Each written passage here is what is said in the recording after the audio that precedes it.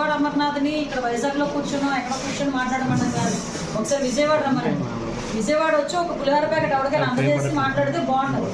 అంతే తప్పించి ఎక్కడ మాట్లాడకుండా ఏమైంది, పైసా ఖర్చు లేనిది కదా ప్రెస్కి వచ్చి ముందుకు వచ్చి మాట్లాడటం.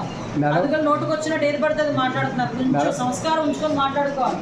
ఎందుకనంటే ఈరోజు అక్కడ ఎన్ని సహాయక చర్యలు జరుగుతున్నాయి, ఎంతమంది దాతలు ముందుకు వచ్చి ఈరోజు సహాయక చర్యల్లో పాల్పంచుకుంటున్నారు.